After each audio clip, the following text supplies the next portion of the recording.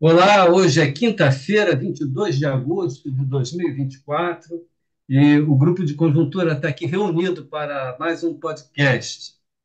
Bom, os mais recentes indicadores da economia real no Brasil, divulgados recentemente pelo IBGE, mostram uma economia que exibe bastante vigor no segundo trimestre de 2024, que o que está levando os analistas a rever para cima suas projeções para o PIB deste ano.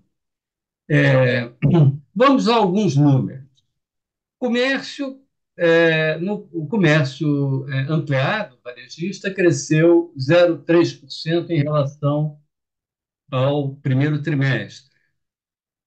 Os serviços, que é um setor muito importante, cresceu 0,7% em relação ao primeiro trimestre. E a indústria, que até então vinha tendo um comportamento muito quase que letárgico, cresceu 0,9% em relação ao primeiro trimestre. Então, esses três setores importantes estão apresentando um crescimento bastante significativo, né? É, no mercado de trabalho, que é uma outra informação importante para a gente avaliar assim, o nível de atividades, a pesquisa do IBGE PNAD, trimestral, apontou um crescimento do emprego neste primeiro semestre de 845 mil pessoas. Se você compara o segundo trimestre desse ano com um ano atrás, segundo trimestre do ano passado, dá 2,9 milhões pessoas a mais ocupadas, né? É, Isso representa várias vezes o crescimento da força de trabalho do país. Não é à toa que o desemprego vem caindo num ritmo bastante acelerado e que o rendimento do trabalho vem respondendo de forma bastante significativa, né? O rendimento do trabalho cresceu praticamente 6% é, nos últimos 12 meses. 6% real, acima da inflação, o que demonstra um mercado de trabalho mais apertado, né? Esses dados do nível de atividades nos diversos setores apontam para um crescimento robusto do PIB no segundo trimestre, provavelmente no intervalo entre 0,8% e 1%, que a se confirmar, que o primeiro trimestre já foi 0,8%, agora provavelmente entre 0,8% e 1%.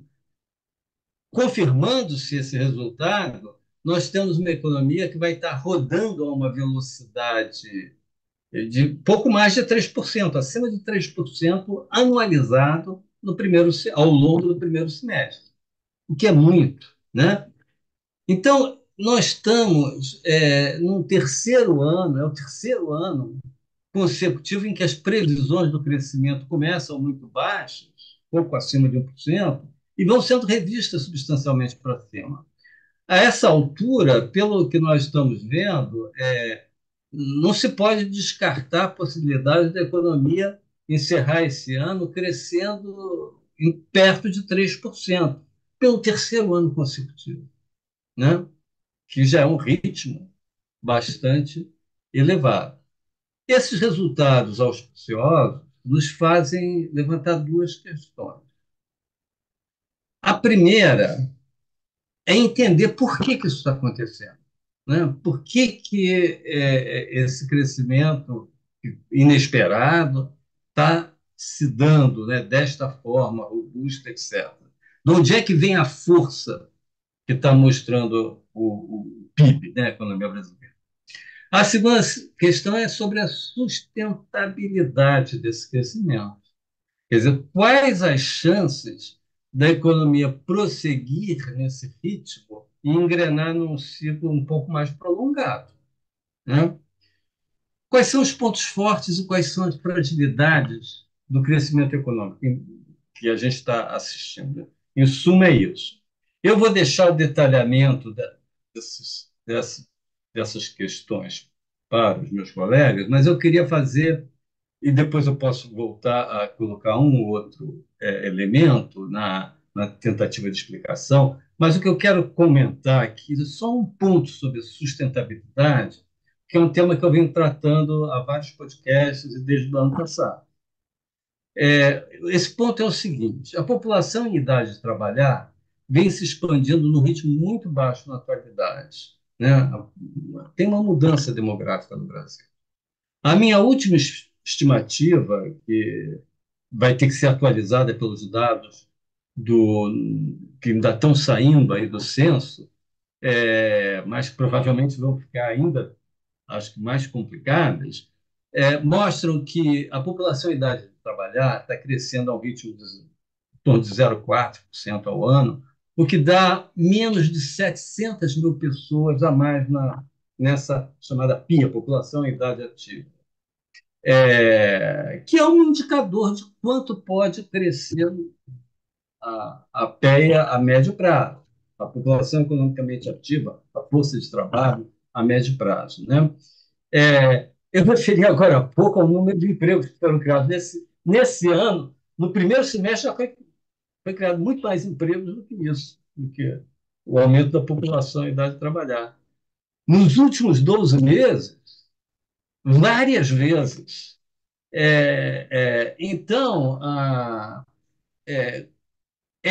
isso aí vai levando a uma forte queda na taxa de desemprego o resultado a gente já está vendo. Estão começando a pipocar informações sobre escassez de mão de obra em inúmeros setores. Na construção civil, isso está muito claro. No setor agropecuário, na colheita de vários produtos importantes, tem ocorrido isso, falta de mão de obra, em algumas indústrias também. Portanto, nós estamos chegando a um limite que só poderia ser superado com o aumento da produtividade do trabalho. Acontece que isso não é algo que pareça estar num horizonte próximo. Pode acontecer num prazo maior, mas não parece estar no horizonte próximo, sobretudo em face das baixas taxas de investimento dos últimos anos, né? E não ocorrendo o aumento da produtividade, a economia forçosamente terá que desacelerar. O que pode acontecer por dois caminhos, a meu ver. Ou por um aumento grande da inflação, acho que algum aumento da inflação vai ocorrer, mas e o aumento da inflação corrói renda real do trabalho e, portanto, reduz o consumo. Então, esse é um caminho endógeno, ou por fatores exógenos, que contêm uma demanda agregada, que seria a política fiscal e monetária, por exemplo, ou um choque externo, né? Mas por algum caminho essa questão vai ter que ser resolvida e o resultado vai ser uma desaceleração da economia brasileira. Isso não pode demorar muito, pode ser no segundo semestre, a gente ainda pode ter durante algum tempo, porque em algum momento a gente vai esbarrar nesse obstáculo. Acrescentando mais um pontozinho para encerrar aqui, que a essa restrição de trabalho vem se somando recentemente uma outra, que é a restrição de capacidade produtiva, de capacidade instalada. Ao menos isso vem aparecendo na indústria. Os dados mais recentes sobre a utilização da capacidade instalada na indústria mostram um nível de utilização muito elevado,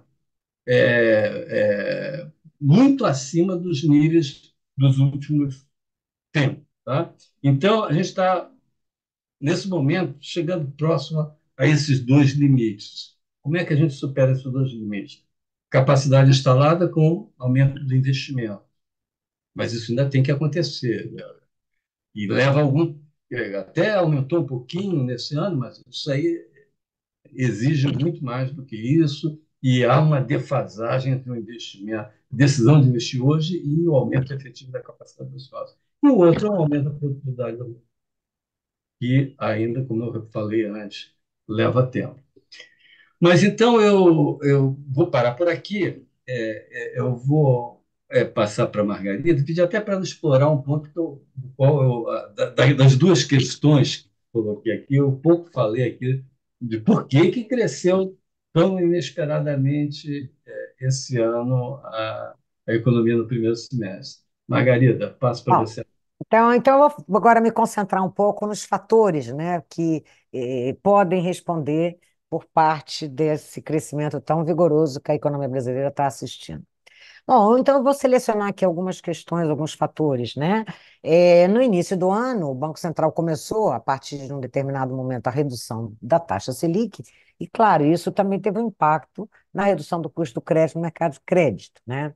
Então, a gente tem notícias aí, pelos dados do Banco Central, que o número de concessões, né, novos créditos, a pessoa física e a pessoa jurídica aumentaram, houve uma queda pequena, né, das taxas de juros no mercado de crédito, mas isso certamente deu um impulso ao consumo e ao investimento, ao nível de atividade econômica.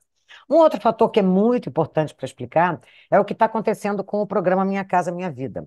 Esse programa ele foi muito turbinado no governo Lula, né? Então, por exemplo, para este ano estão previstas 620 mil unidades contratadas até o final do ano, contra 491 mil no ano passado. E aqui a gente está falando basicamente do setor de construção civil. O setor de construção civil tem efeitos poderosos sobre o nível de atividade. Primeiro, ele tem fortes efeitos de encadeamento.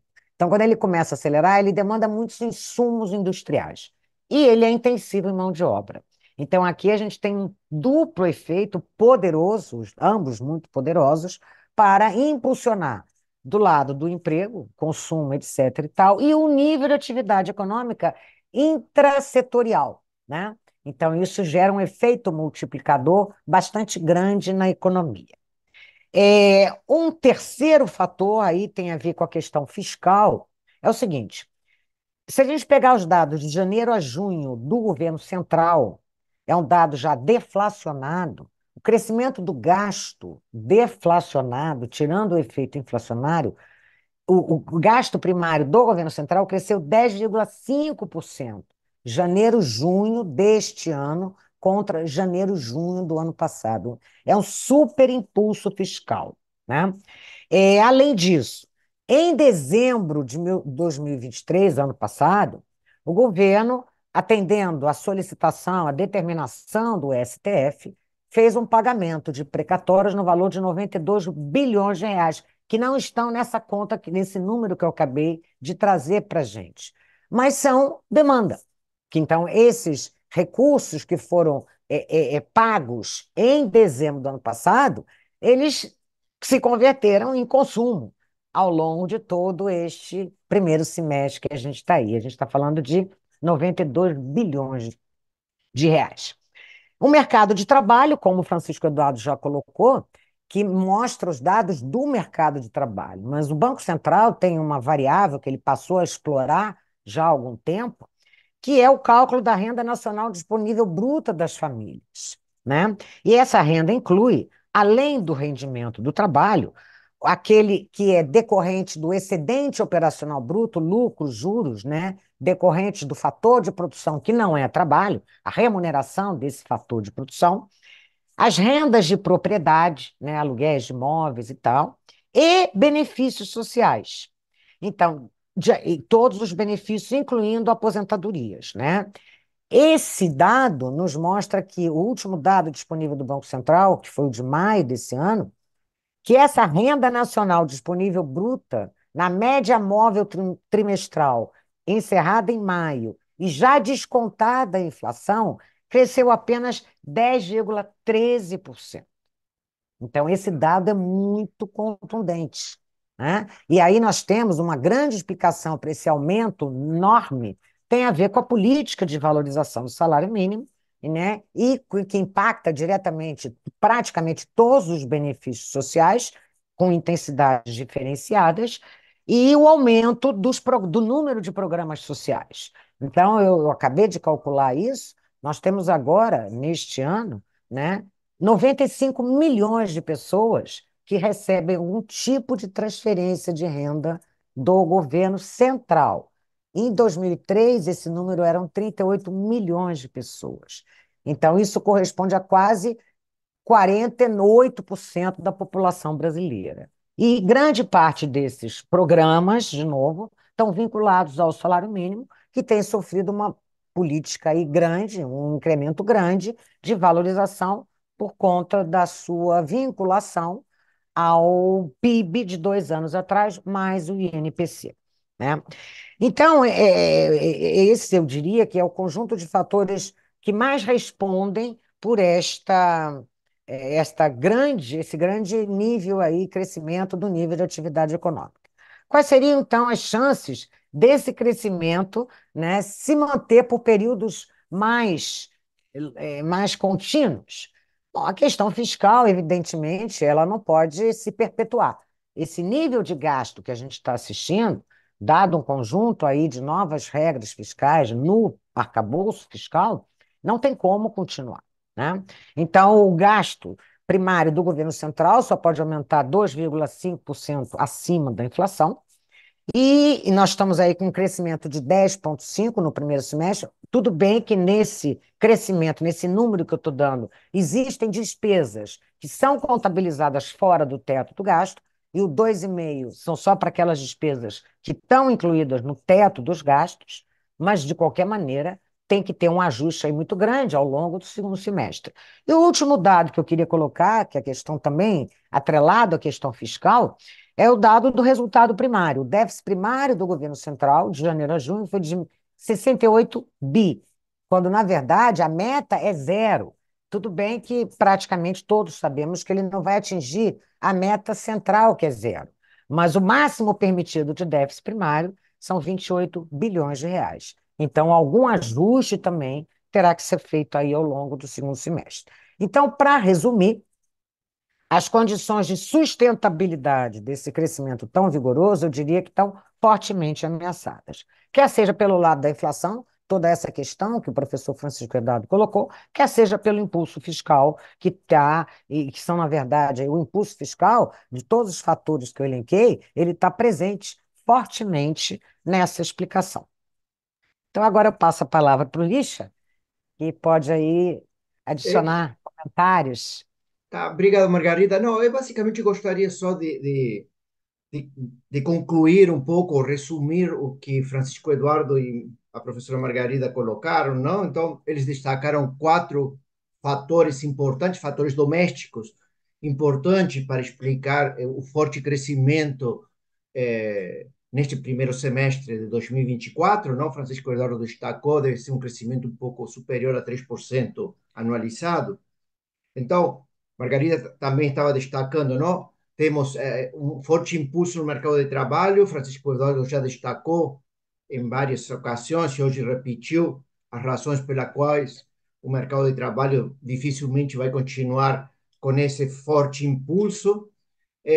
A possibilidade de aumentos de taxas de juros, que já são elevadas e que devem afetar o crédito e as concessões que a professora Margarida destacou, o impulso fiscal, que foi muito forte no final do ano passado, começo deste ano, que não pode continuar, que a professora Margarida destacou, e o quarto item, o professor Francisco Eduardo destacou, foi a capacidade instalada na indústria, que já está em um nível praticamente o mais elevado da última década. Tá? Então, eu só gostaria de destacar que um último fator pode estar associado a determinantes internacionais, e também aí a gente vê alguma desaceleração da economia americana, tá? E um crescimento da China que pode estar um pouco abaixo de 5% este ano. Tá? Então, seria um quinto elemento, que é o internacional, que também mostra de que dificilmente poderemos continuar crescendo na taxa que temos estado. Tá? Então, era basicamente para destacar a pergunta que Francisco Eduardo tinha colocado, não? Se temos fôlego para continuar crescendo, digamos, a uma taxa de 3%, como foi em 2022, 2023, tá? Provavelmente em 2024 pode ser um pouquinho abaixo disso, mas acho que já todos os analistas concordam de que em 2025 o crescimento deve ser menor, provavelmente a 2%. Muito bem, ficamos por aqui. Vamos continuar acompanhando esse tema. Aliás, daqui a 2 semanas, a gente vai poder comentar já os resultados do PIB, que vão sair no início de setembro, e, posteriormente, vamos ver até que ponto essa expansão que está aí vai se mantendo, vai sendo sustentável ou não, pelas razões que a gente está aqui levantando. Até a próxima quinta-feira com mais um podcast do Grupo Fundo.